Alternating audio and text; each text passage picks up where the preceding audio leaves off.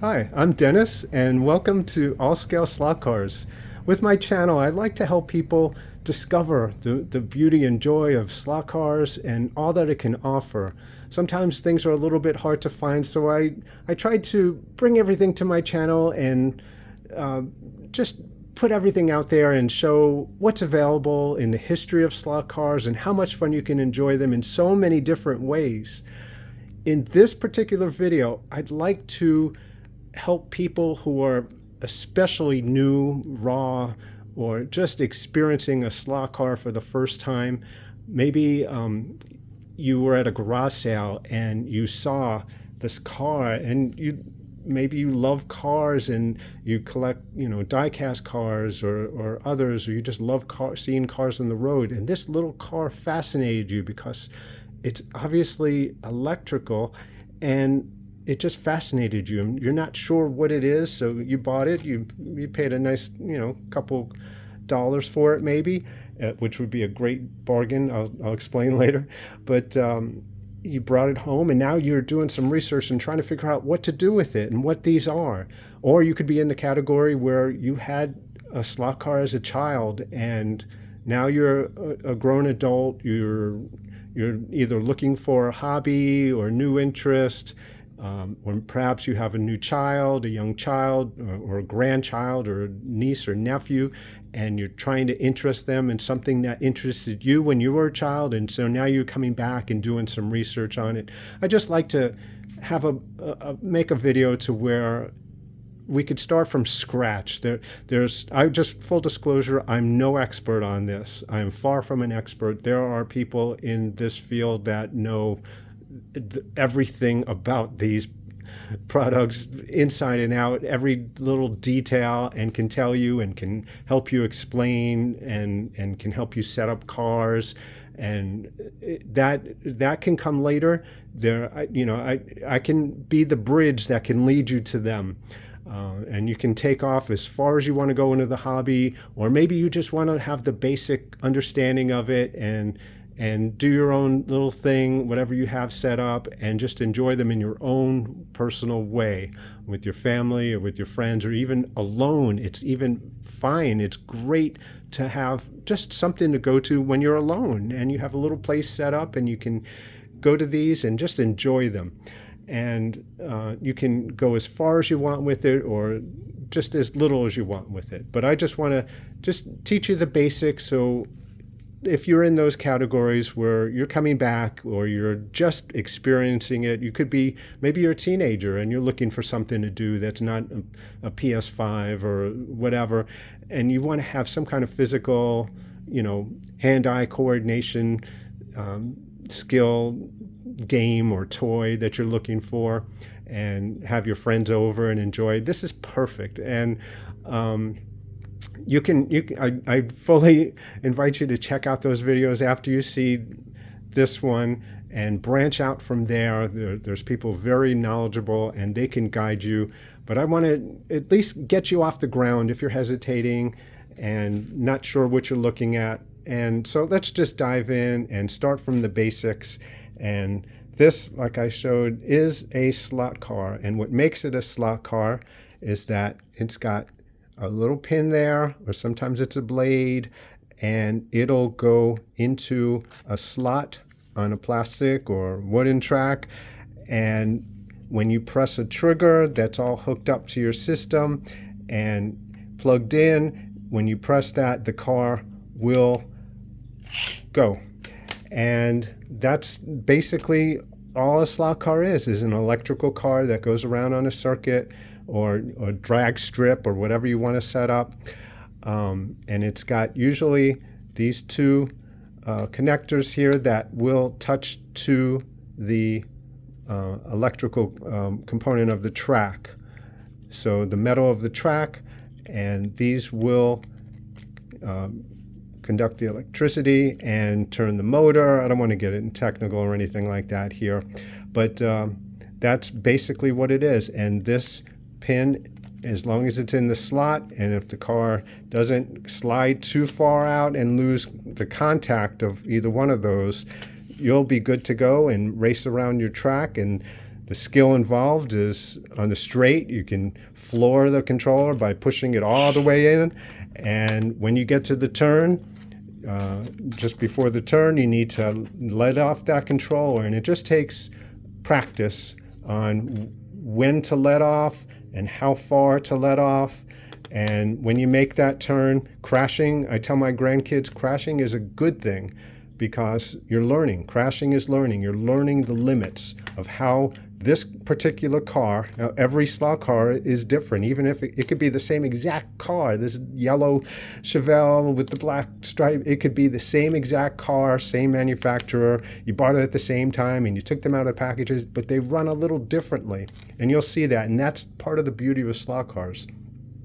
So each car requires practice, and practice on how to take these turns. And if you take it too far, past your limit, if you push down on the accelerator when you're in a certain part of the turn, you're going to crash. And you learn. And if you go too slow, you're not getting the most out of your car. And when you get to the level of where you're doing a little racing, or you're timing yourself, or timing each car, how far you can go around a lap, or 10 laps, or how many laps you have set, that's where it gets interesting, and that's the beauty. And just like every other skill, whatever practice you want to put into it is going to help benefit you, and just learning how to do that. And we're not going to get into the technique of driving. I do have videos in my library or vault, whatever you want to call them, on my channel. I'm not meaning to plug my channel all the time if I do mention, but I have set up my channel for this kind of knowledge and awareness of slot cars. So I have made a number of videos which can help you, on where to purchase cars, if you desire to purchase more cars, the best prices, where to shop, how to teach kids how to drive. So there's videos like that. You can look in my history, but I'm not here to plug that. I really want to explain slot cars from the ground up. And if you did say, you brought home this car and you don't have a track or anything set up, and you may be someone who maybe you're not really interested in it, but think that you bought it for $2, but you say, let me research this. And you research it and you see, oh, it's worth $35. So you're not really interested. You don't want to purchase a track, but you want to see if it runs at least, because you look on eBay or whatever site and where they're selling or auctioning, and people are saying their car runs and they have a car like this, and other people are saying it doesn't. You don't have a track. You don't want to invest in a track. There's a simple way to do it with the 9-volt battery and just touching it. Now, before I begin this, I want to just tell you, this is the only 9-volt battery I have in the house. And you would think with all the grandchildren we have over, I have 2 grandchildren, when they come over, this is like a toy house to them. There's toys all over the place, and there's a lot of battery operated toys. But of course, this is the only 9-volt battery in any of the toys or any of the appliances anywhere in our house. And when I tested this morning, it does not work. So before you begin doing this, make sure you have a 9-volt battery that works.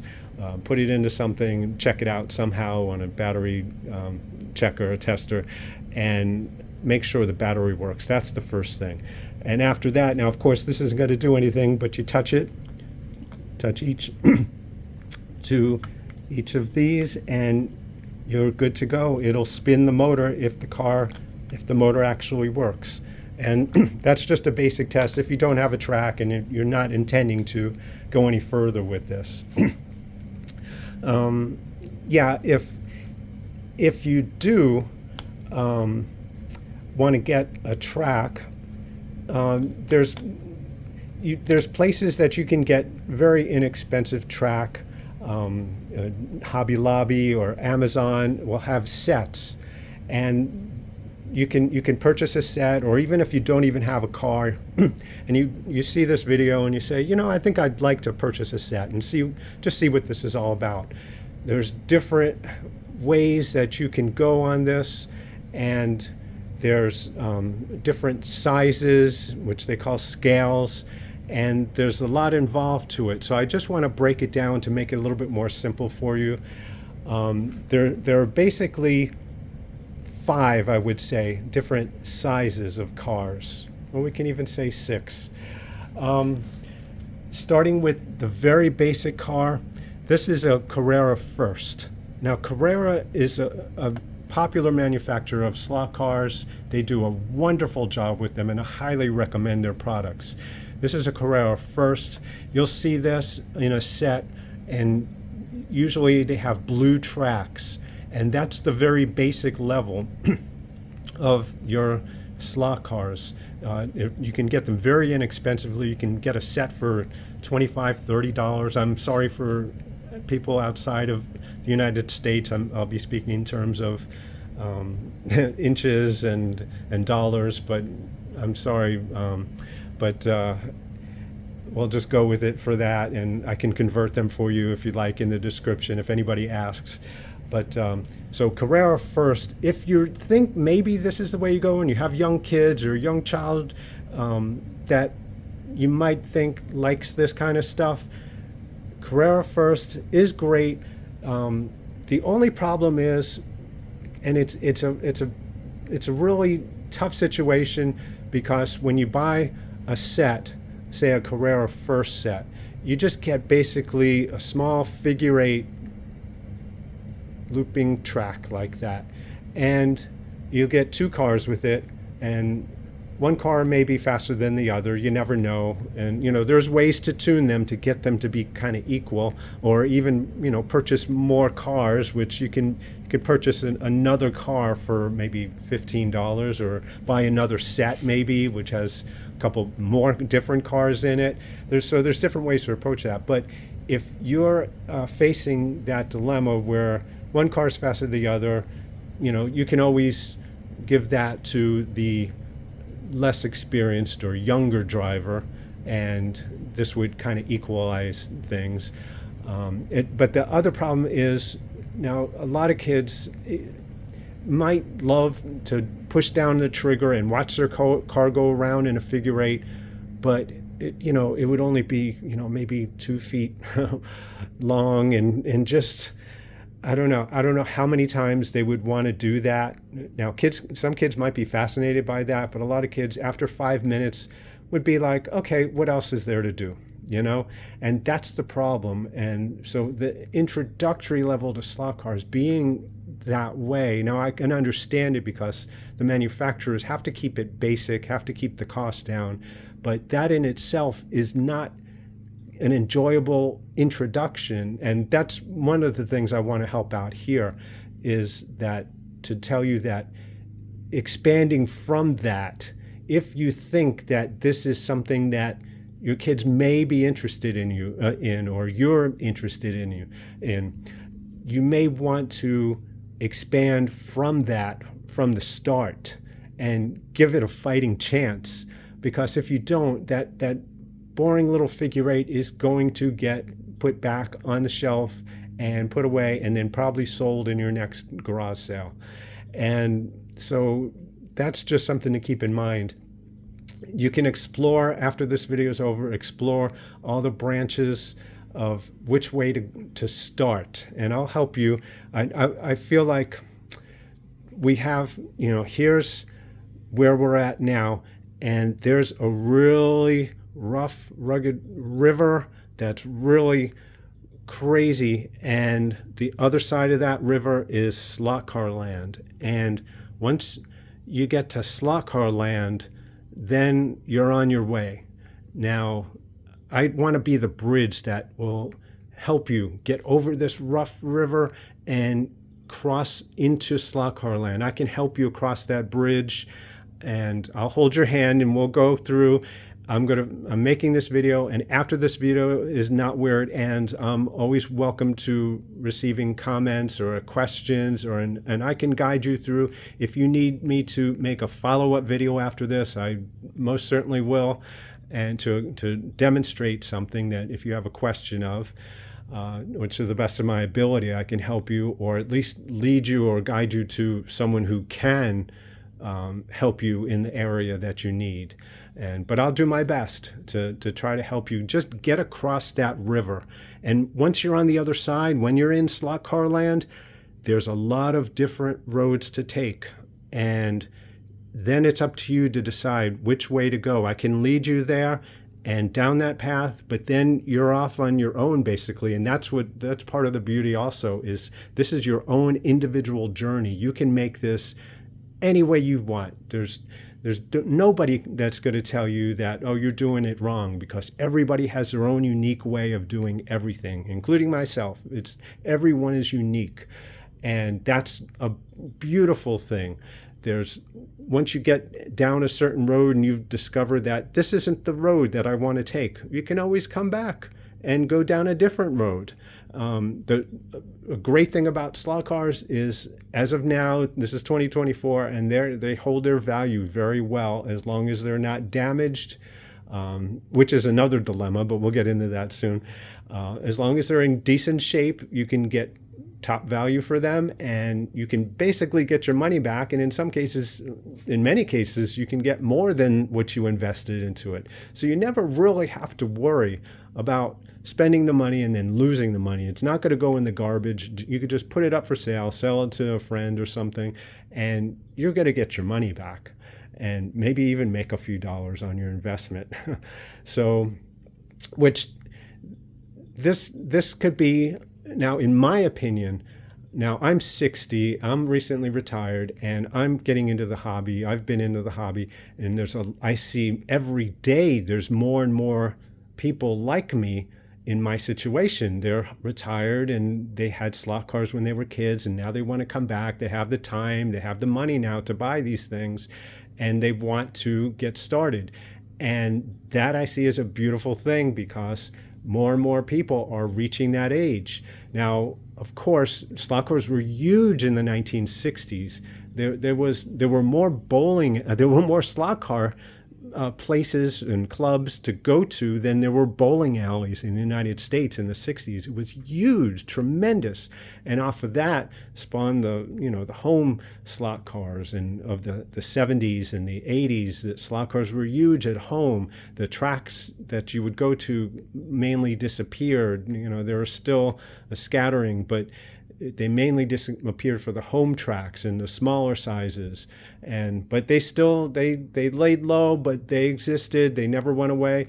And now they're making a resurgence. And in my opinion, it will come back to being that big thing again. It may not be like it was in the 60s. Who knows?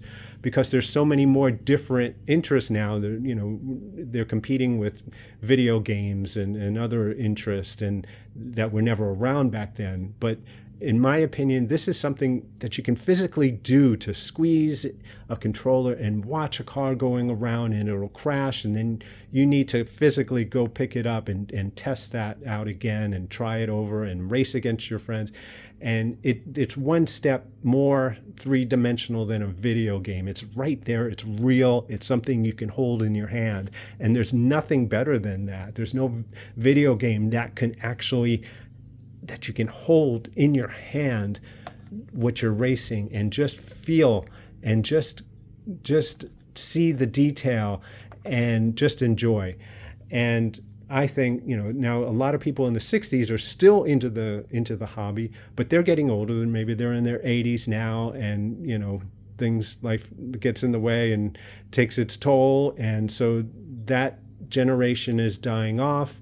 But I believe the younger generations are coming in strong behind them. People in my generation, where maybe that generation has taught this generation coming up, the 80-year-olds have taught the 60-year-olds when we were children how to race slot cars, and we have this in us. Now we have an interest to reciprocate and teach. We probably taught our kids in a lot of cases when we were in our 30s and our kids were little, which that's the case with me.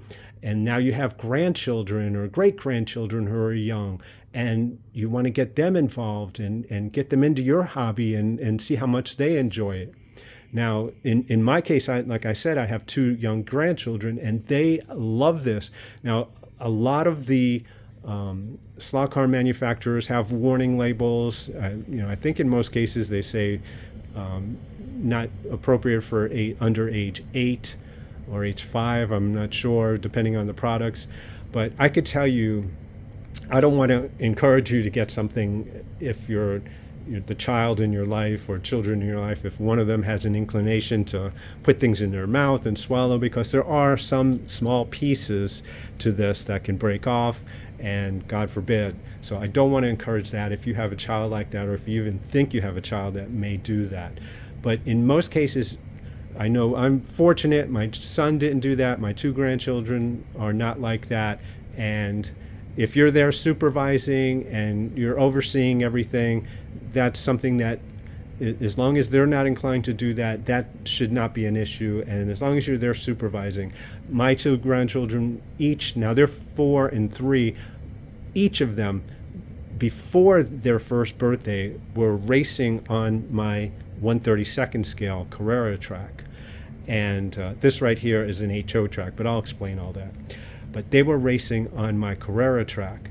And now at that level, all they could do is really hold down the controller all the way. That's all they really know. And they're still basically holding that down all the way. But there's a way to slow down cars, even with other different types of controllers, which I'll explain in a minute. You could slow down cars. And have them go. They'll go full bore on whatever they're squeezing, but they love watching their car go around the track. And so don't be discouraged by the 8, must be 8 years old or whatever. As long as you're there supervising and you're explaining and you're teaching and you're there for them, and they'll enjoy it. My grandkids, every time they step in the door, they tug on me saying, Pop, can we go in the slot car room? Can we go in the slot car room? It's like, yes, just give us a second, and we'll get there. So they both love it, and I'm happy about that, because that's my passion and I see it in them, and it's fantastic. Whether it'll stay, I don't know. I'm not going to push it, but for years now, that's been like a weekly thing where they come over and they love it. And I never push, I never encourage or whatever. I just go with the flow and let it organically happen. And that's the ultimate enjoyment for me, is that it's happened. If they go a different direction, if they get into sports soon and go a different way or whatever they're into, that's fine. I at least had my moments with them. And maybe it's something that might stick. And in the future, they might come around when they get a little older, or when they have kids of their own. They'll say, I remember Pop loving that track, and we used to love racing cars with them. And who knows, maybe at that time I'll be long gone and they'll be the inheritors of this, so they'll have these cars, not just the memories. That's the ideal situation for me anyway. So now getting back to the cars, so you have these cars and you decide you want to stick to them, and you want to get yourself a track. You get your basic track. Carrera Go or Carrera First is a nice way to go. It's inexpensive. You can get stuff really cheap, and you can expand from there. You can get another set and the tracks, as long as it's the same type of track, it'll connect together, and you can add on, or you could buy extension track. Most manufacturers sell straight pieces of tracks and extra curves or different radius curves to go on to add to your track, or little gadgets like lap counters and things that you can install to have fun. And so you can build upon that from there. But having that basic little figure 8 is not going to do anybody justice. It's going to turn everybody off. If you invite your friends, your drinking buddies over to the house, and you want to say you want to go to have a slot car race, and here you are with the Carrera Go figure 8, and they're going around in loops for 5 minutes, they'll say, okay, what else do you have? So there's that. So I would highly encourage, if you do decide to go for it, to go in a little bit further initially and get at least a good feel for what's there. And like I had mentioned, you can always sell the product if you don't care for it and go a different way. Maybe you don't like slot cars at all, or maybe you think, let me give 1/32nd scale a try, because that seems to be a hot item right now, and let's give that a try and let's see how that works out. So there's always that. Now, if you have these slot cars that you picked up and you're not sure what they are, there have been a multitude of slot cars and slot car companies over the years, from the late 50s, even earlier than that, but basically it had its heyday in the 60s, 70s, and 80s. And now having a resurgence, there are currently a couple of companies, three at least, that are making slot cars in HO scale, which is the smaller scale. And let's see, did I have my tape measure here? I had it. Yeah. The smaller scale is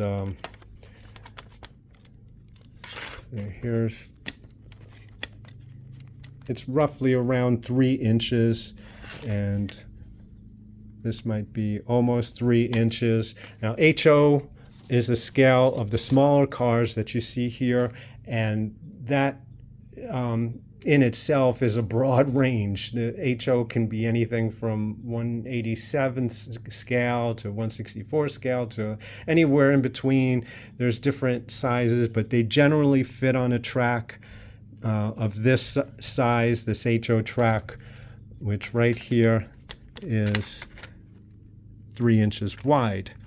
So if you have a track like this, it's probably, and if it's current, if it looks newish, or you know it's newish, it's probably an Auto World or AFX Race Masters track, which is the current standard for HO in the United States. And this is a Race Masters car.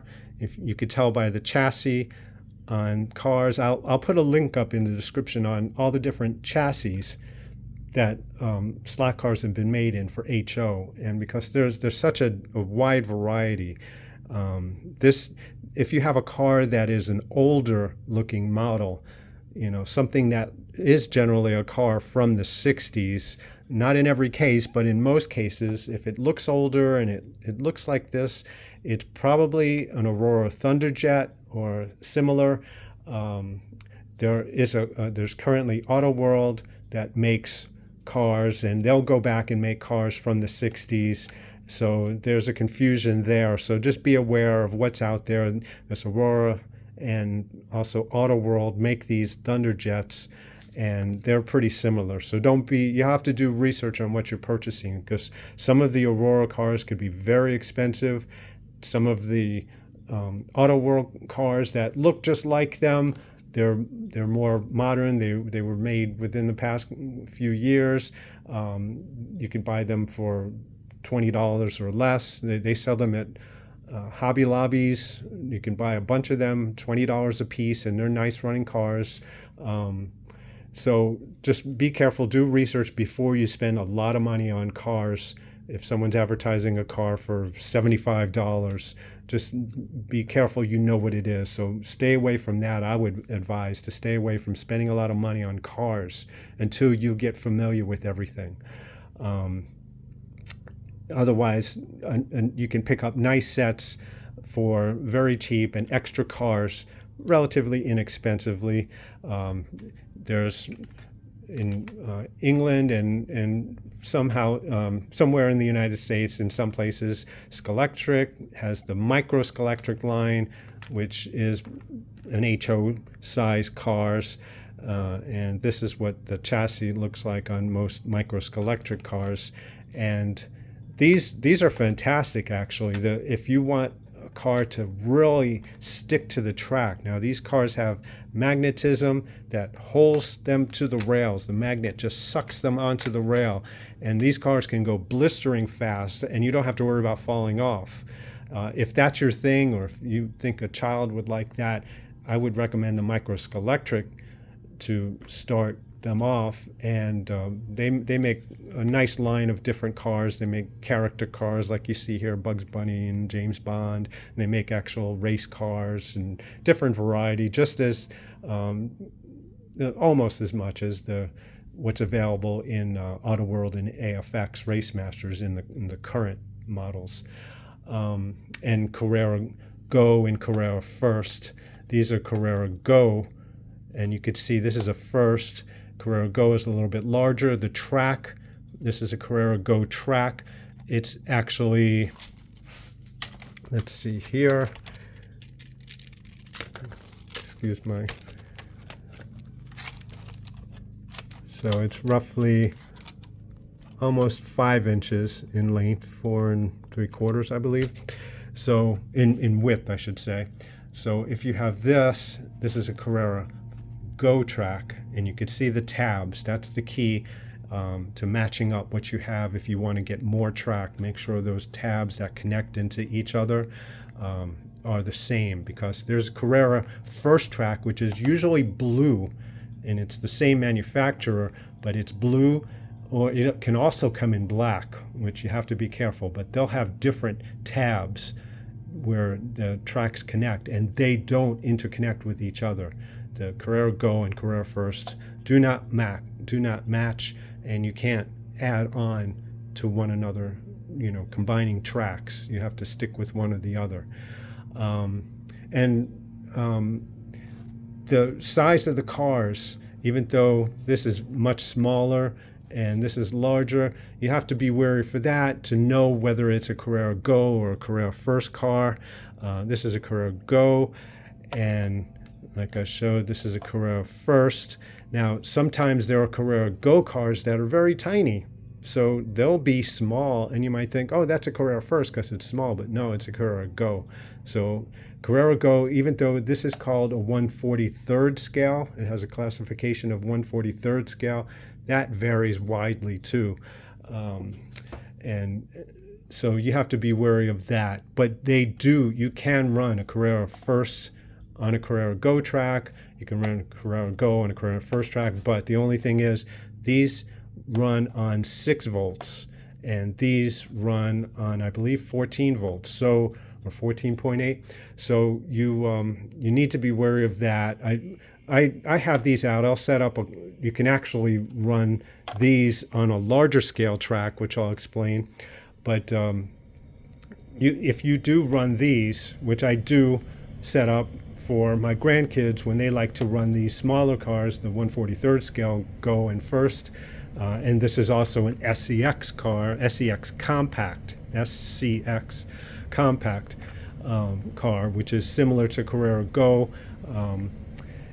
You can run these on the larger scale track, but the only thing to be wary of is the 6 volt requirement for these. It might ruin your motor if you run it too long, or maybe strip your gear because there's too much power going through there. So that's something to be wary of if you're going to do that.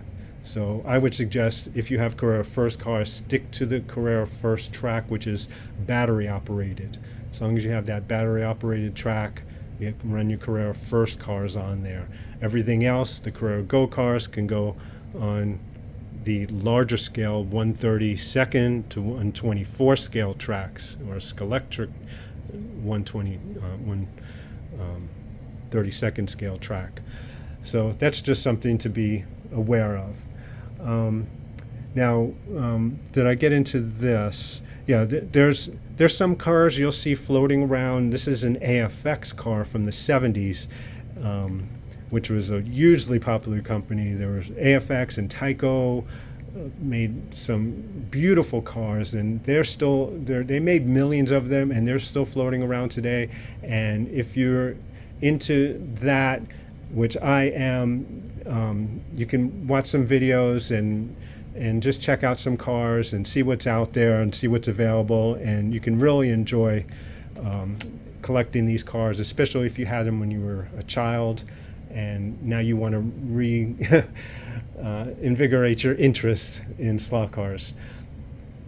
There are also, over the years, there have been different manufacturers that have made cars, and some have tried slotless racing. So if you do have a car that you pick up and you're holding this car and you say, it looks like a slot car, but it doesn't have the pin or the blade that goes into the slot. What am I supposed to do with this? If you put it on, it'll get the power, and then it'll just shoot off because there's no pin to hold it into the slot. So what am I supposed to do? Well, you can always fabricate and make a little pin there, and people do that. But these were intended for slotless racing, which was pretty big in the 70s and into the 80s. Tyco, this is a Tyco. Also, Aurora made many versions of slotless racing, which I will have in an upcoming episode. If you're not aware of my channel, I do have a series, an ongoing series called Slot Cars What Character, and those are mainly meant to show what has been out there, what is still out there, and something that you can explore. And I will be making an episode in the near future on the slotless racers and the slotless track, and so be on the lookout for that. But this is slotless, and the intention here was to have a slot car that you can control, and it would have a controller that can change lanes, and it'll just switch over depending on your flick of a controller switch. And if you're meaning to pass another car, you're behind this blue car and you're the red car, you can flick your control, it'll pull out to pass, and if the system works right and you've got enough power, you can take this car and cut them off, or maybe into the turn. When you get in the turn, the centrifugal force will sweep them out and you've made your pass. And so it was interesting. I'll get more involved in it when I do make that episode, but just to show here, there's usually, if you have one car with these in the outer edges, that's one type of vehicle, one type of control, and the other one would have where there's an outer and an inside. You see how that is, the difference there. So you would need one of each to run a slotless race. And there's also this, which has all three going across, and these they designed to be blocker cars. So these intentionally run slower around the track, and so you need to pass. If you're coming up on this blocker car, it's just going to do its thing, and you're coming up. If you're the blue car, you're stuck here, and you need to pass. If you don't pass in time, the red car will beat you to it and come past and make the pass, and now he's ahead of you. So now you've got to get around that blocker car before you lose too much ground on the red car, who's now free to take off. So that's an interesting concept, and I'll make a video on that pretty soon, so stay tuned for that. But that's what you do that's what you're looking at if you have something like that without the pin. And different manufacturers have their own systems, and they're typically not able to combine. The tracks don't combine. Back to the HO tracks, like I had mentioned, this is the Auto World and Race Masters. They're interchangeable. They're the current companies making these cars.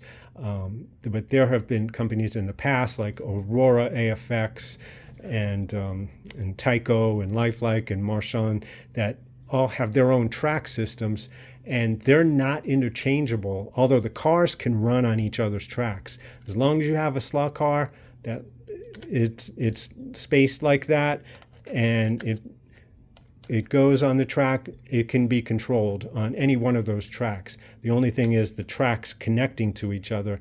A Lifelike track will not just connect into the Auto World or Race Masters tracks, but they do make adapter pieces, just little short adapter pieces, where one side is the Auto World AFX Race Masters, and the other side is Tyco or Lifelike, and they do make those adapters so you can connect those tracks and incorporate them into your layout. So if you have a bunch of Tyco tracks sitting around, all you need is the Auto World or Race Masters basic setup and a couple of connector tracks. You need one to connect this way and then one to reconnect on the other edge so you can make a circuit. And you can use all your old Tyco tracks, provided they're in great shape, and just watch out for rust and stuff. My advice is track is so inexpensive that it's probably better to just ditch all the old stuff and go with the newer stuff. There are issues sometimes. Race Masters like this one are making their cars very big, and if you have two of them, this is a Microelectric, but two of them, you have very little room. And so the hope is that there's a redesigning of this track to get more space. involved in that racing, because when they get to the turns, there's sometimes issues with popping each other off. But I don't want to get too involved. I want to keep this at the basic level. Of course, now we'll get into the 1/32nd scale, which this is a Scalextric, and you can see here, and this is a Scalextric car, and you can usually tell the manufacturers will put their names, they'll brand their names on the bottom of each track piece, so you could usually tell what it is. If you do have a question, you can question me or leave a comment, and I'll answer that. So these are called analog cars because if they run on one lane only, it's an analog system where there's one lane has one controller, the other lane on the other controller, and they never switch over. They may have a switch over but switch back. If they have that, that could be analog.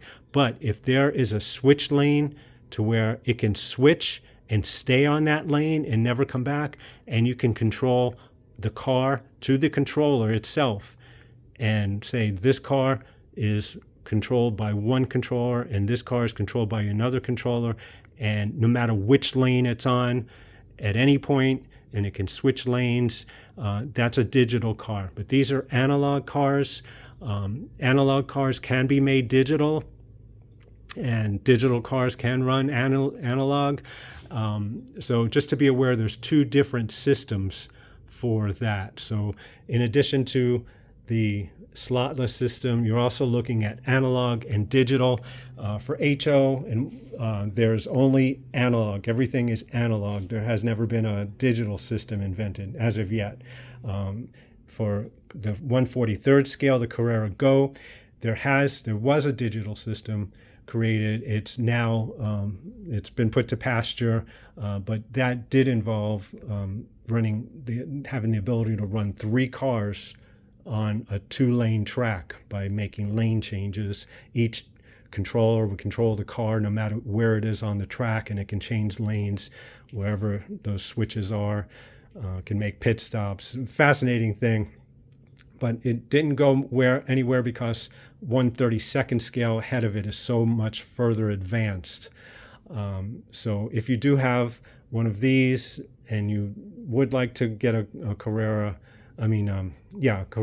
digital 1/43rd scale system, just beware that they don't really support them anymore. So you're on your own if something breaks.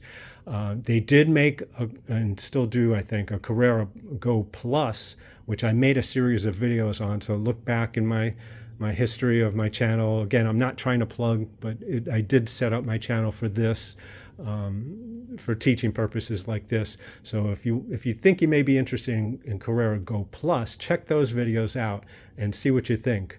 And that's a little bit hard to find, but it's very fascinating if 1/43rd scale is something that the way you're inclined. Now, getting back to different situations that you can have with HO tracks. And now in this case, this is the Scalextric system. They make lap counters, and Auto World makes lap counters of different varieties. There's this one, which is fascinating because you can program how many laps you want your cars to run. So if you want a 10-lap race, set this to 10, and set this to 10, and then you race, and every time you pass, it'll click less, it'll click down. And the fascinating thing about this is something that I don't want to recommend to anybody who cares about their cars, is that, say this is the last lap and this car is coming for the win. When this car crosses and it gets to 0, this car wins the race. Now, when this car comes to this will trip and send this car flying off the track. And that's the way to determine the winner without actually having to look and see how many laps you have left. You could just tell when the other car flies off over here, this car wins. And there's been a variety of different lap counters.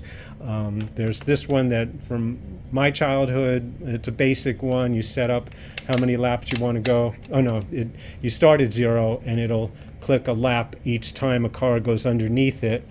it'll pass on the track like this and click a lap and advance a lap until you see how many laps. But honestly, these are real pain because it's really hard. It's hard enough to drive a slot car and learn the turns and keep an eye on your car, and without having to keep watching what lap you're on. And so that's difficult, and it didn't really serve much of a purpose after a while. When I was a child, my friend and I would get a little stopwatch, and we would race using the stopwatch. And there's different systems you can have. So I don't really recommend lap counters. It's difficult. There is software, and this is getting a little involved here. I don't want to go too far, but just so you know, there is software involved that's out there that you can hook up to your track, and you can project that from either a tablet or your phone up onto a large screen TV and watch basically the race going on your TV. So, but that's further down. I don't want to go there, but just to make you aware of it.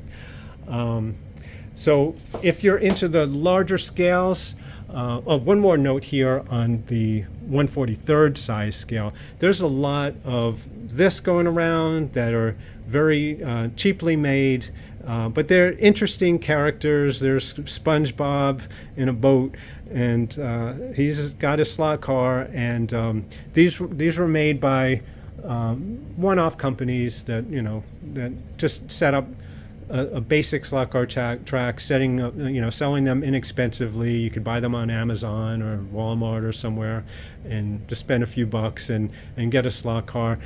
Don't expect it to last too long because the motors or gears may be inferior. If you just want to collect them like I do, they make a nice collection piece. And they make a variety of characters or even nicer looking cars. And there's some cars out there that are generic, and they sell pretty well, and they do pretty well. There's people out there that Douglas Cook, I believe, if you watch his videos, he purchased some very inexpensive cars, this size.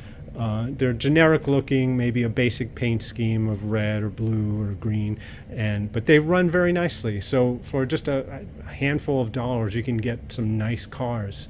And if you want to start with that, that's one way to go. And these are all analog that will run on the Carrera Go track or an analog Slotless track or analog Carrera track or any other analog system. There are a few manufacturers of larger scale slot car tracks, and one of them is the Carrera system, which I happen to love.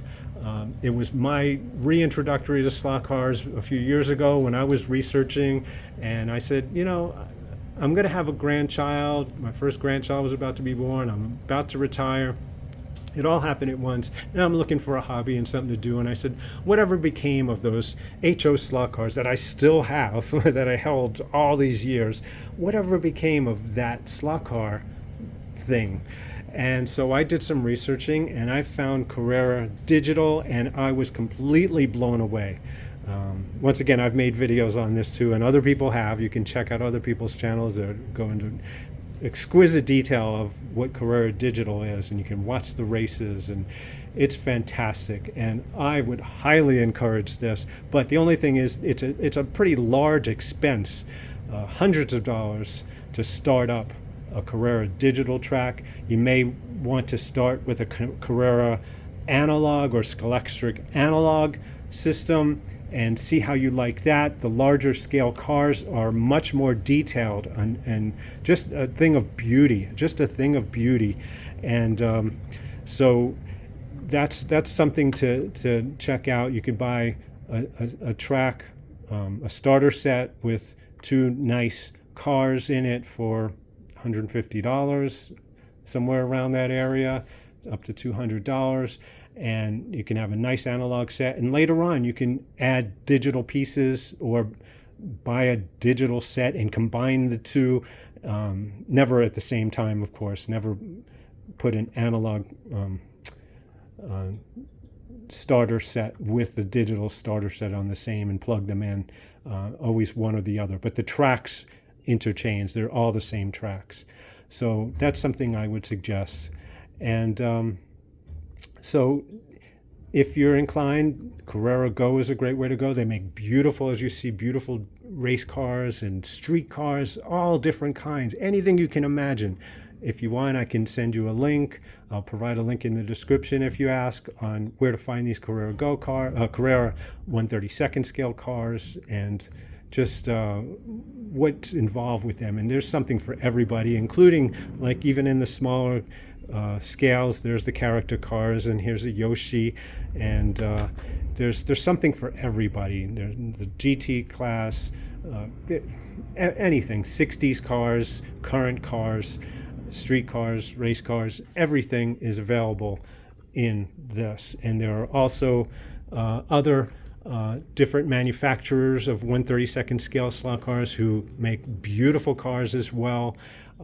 Basically, there's Carrera and Slotless are considered the introductory level cars to the hobby, which to me, it's perfectly fine. There's nothing wrong with them. And I think, especially in the case of Carrera, they are the most beautiful cars made of all.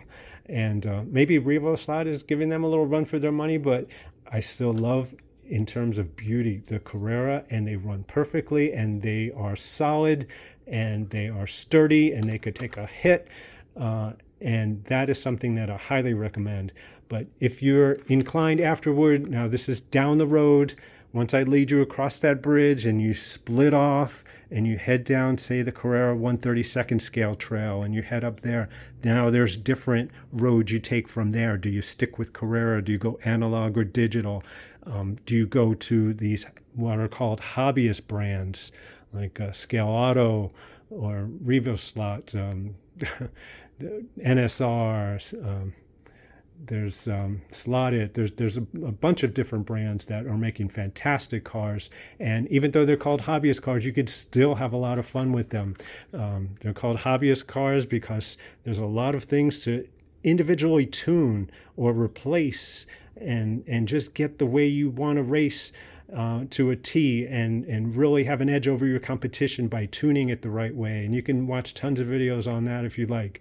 And if you want to go down that road where the other cars like Carrera and Slotless are just your basic race cars, and there's not much to tune other than maybe getting new tires. The rear tires are very important. And if you have an older car, and this goes with HO as well, in 143rd scale, if you have a car and you have put it on the track and it's just slippering around and the wheels are spinning like it's doing a burnout and is not moving or just barely moving, chances are it is the tire that needs to be replaced. And that happened to me when my son was born in the 90s, and I wanted to show him my AFX cars. They all had dry rotted tires, especially the rear wheels were all dry rotted. And at that point, I had nowhere to turn to. It was the infancy of the internet. There was no information that I was able to find. And the hobby stores, they only sold new cars, and none of these older cars, or they didn't have the tires or other parts for them. So I was basically out of luck, and I knew nobody who had parts. So it sometimes what seems like it's a bad thing turns out to be a very, very good thing, because instead of using my AFX cars, I purchased new cars for my son, and we raced with the new cars, the Tycos and the Lifelikes or whatever was available at the time coming new, and we raced them and had fun with them. Those got bashed up a bit. And so I say, so that was a bad thing, because I was sad at the time that I couldn't show my son these cars on how they run, that the cars that I enjoyed from my youth that I kept all these years, I couldn't show them to him. But it turns out to be a good thing, because now I still have them in excellent condition for the most part. And so now they're there to enjoy, and I'm not racing them. I'll buy the new cars and race them, because those are readily available and a lot less expensive than these vintage cars. And so sometimes what seems like it's a bad thing, always keep that in mind, could be a blessing in disguise. So always keep that in mind. Another thing about the 1/32nd scale when it comes to Carrera is it's the same track as 1/24th scale. Whenever you see a digital or analog, which is called evolution, the analog line of Carrera is called evolution. Whenever you see that as 1/32nd scale, it's the same track as 1/24th scale. The only difference is the power supply needed would need to be 18 volts. This is a 1/24th scale Carrera digital car, and you could tell it's digital by it has the eye right there that reads the digital components on the track, like lane changing and pit stops. There's a pit area you can change into by hitting a controller, and analog cars don't have that eye. This car can be equipped. There's people who do that. They'll equip this with a digital chip so it can have the eye, so it can run on a digital track. And this is a 1/32nd scale Carrera digital, and you could see the eye there. And so now this is the same exact track to run both cars. And like I mentioned, the power supply is the only difference. These run on 14.8 and these run on 18 volts. So if you have a variable power supply, you can connect that to your track, but that's more involved. But for the basic level, you would need two plugs. Just switch out your plug to the power pack from the 1/32nd scale to the 18 volt one for the 1/24th scale.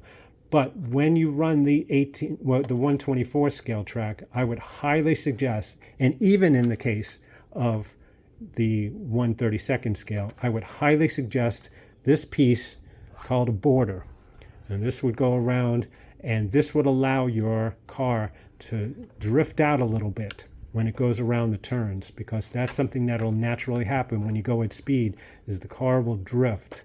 Now, there are also factions of, and when you go down that road, after you get over the bridge and you go down that road, there's people that take the magnets out of their cars. There's extra magnets in these cars, and they'll remove the magnets because they like the feel of their car and the feel they get when they press on the controller of when that car is ready to hit the gas, and then they just like the all-around feel. There's others who love keeping the magnets in. Now, in my case, I like both, but I keep all the magnets in my cars now because I have my grandkids. They are very responsible with the cars, so they have carte blanche. Any car they want to drive, they can drive around the track.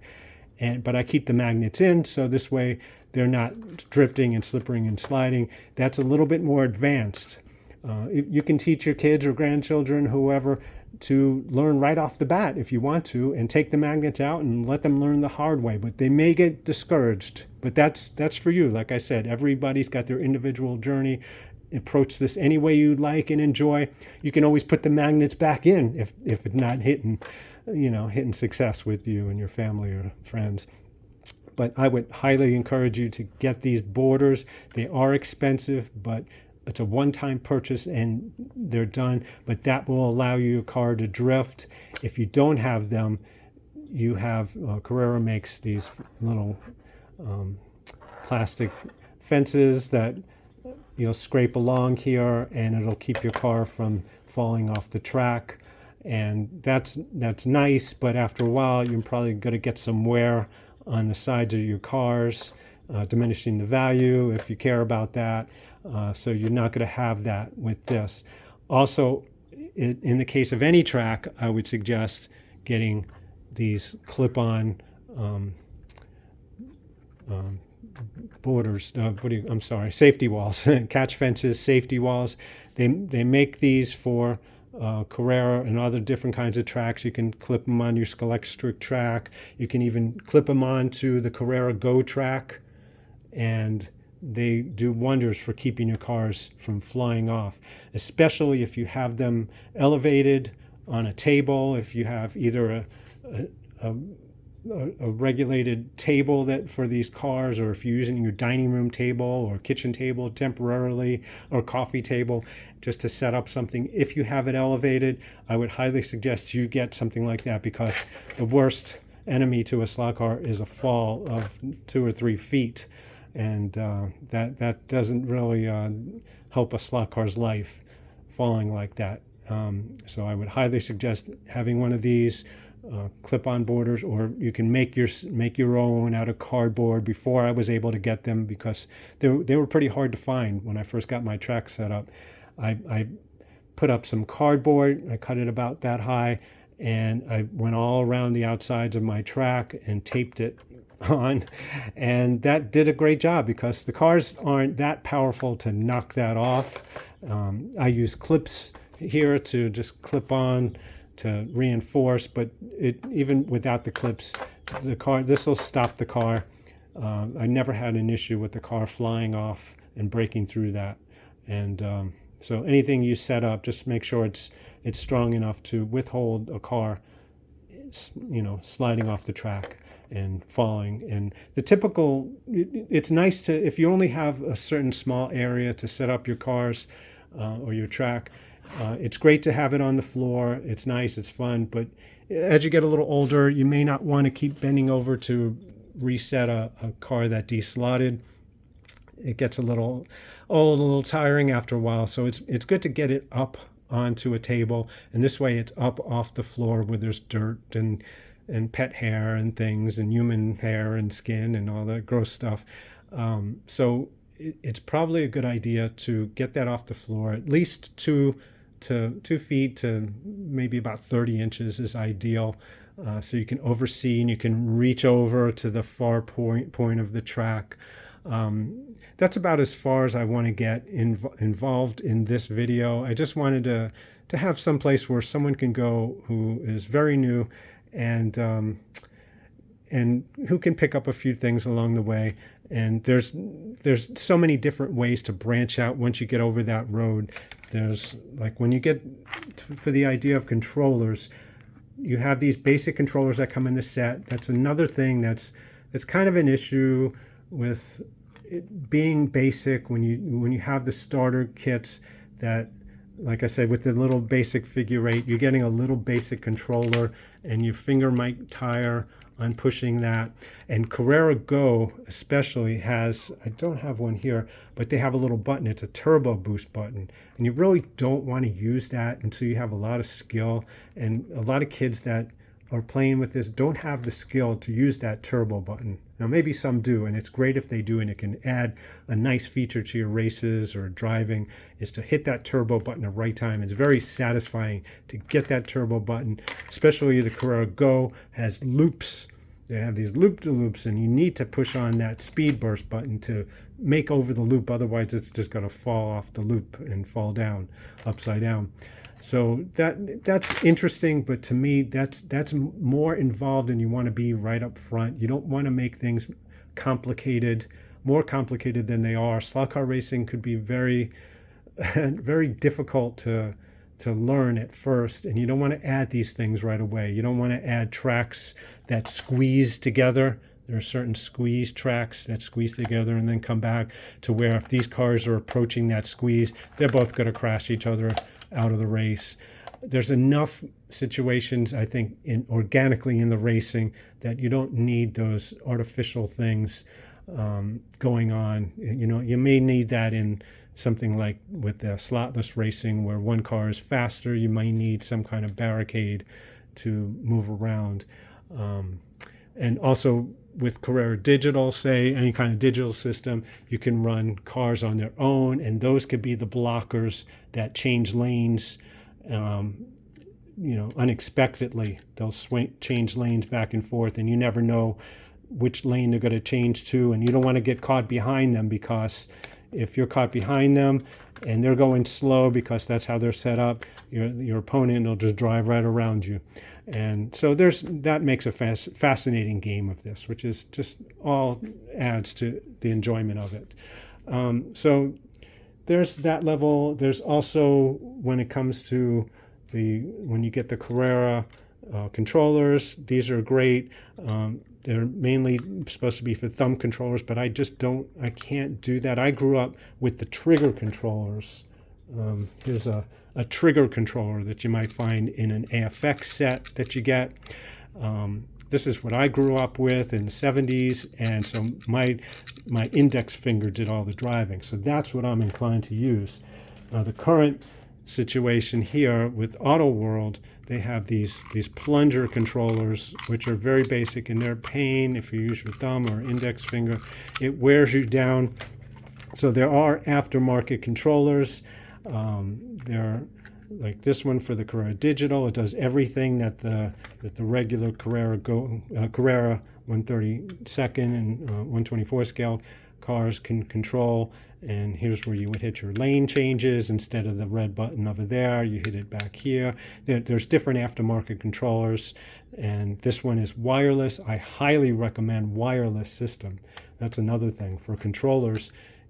A wireless system does wonders, especially if you have grandchildren or yourself or your friends that like to wander around, and if there's a cord, they'll pull on the cord, and the next thing you know, half the track is sliding along behind them because they went to get a beer in the fridge, and now they're taking along half the track, and it broke in two pieces, and they're saying, oh, I'm sorry, but now you need another 10 minutes to put everything back together and to teach them to stay, and so they need to learn. So that avoids all that issue.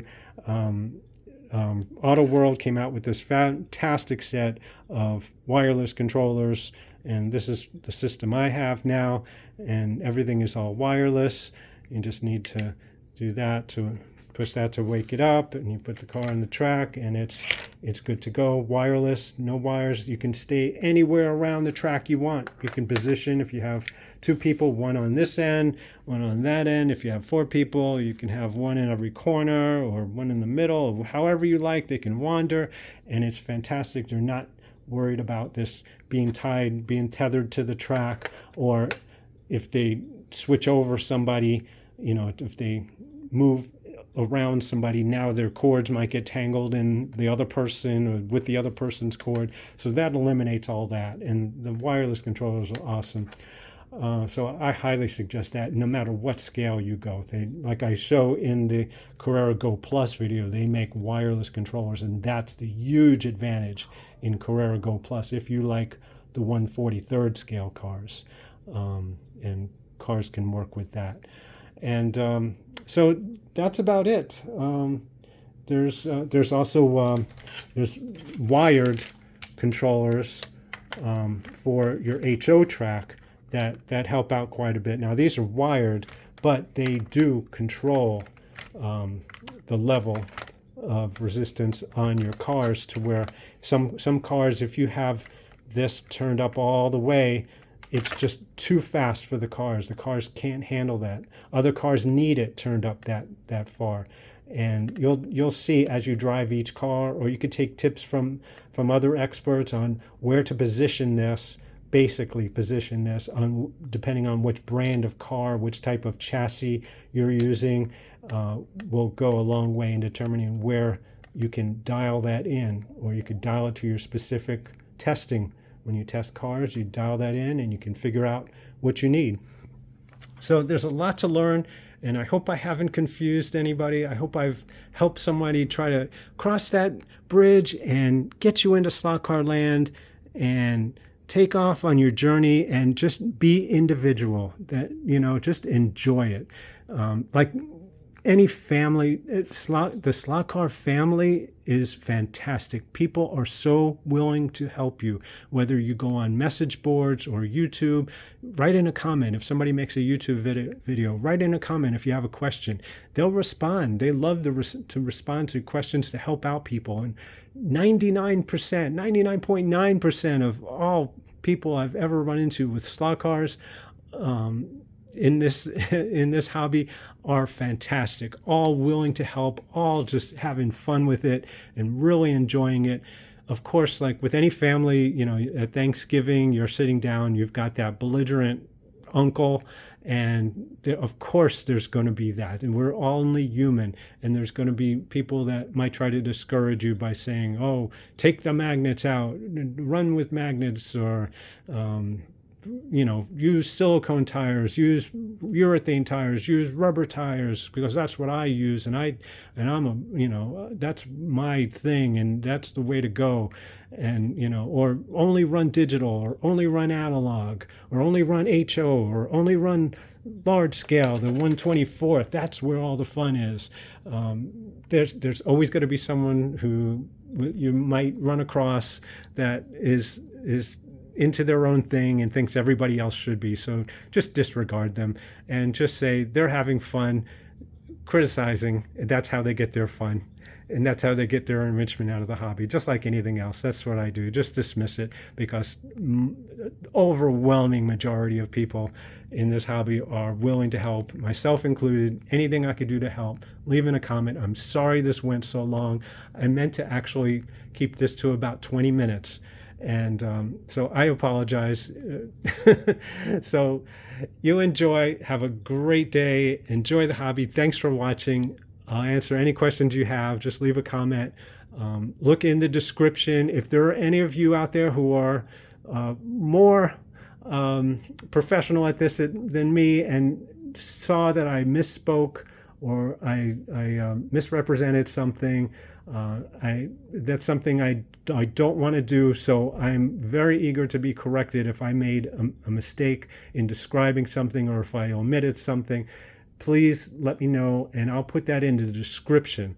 So if anybody can be, assured that if I misspoke about something, if I called this a motor right there, then you could, just comment, and I'll put that in the description, that at the 3-minute and 15 mark, that is actually a tire and not a motor. So things like that. So I encourage anybody who has any knowledge to also help me out and help bring people into this great hobby, because it is fantastic and I love it, and I think anybody who's exposed to this will love it. So you have a great day, and thank you again, and enjoy. Bye.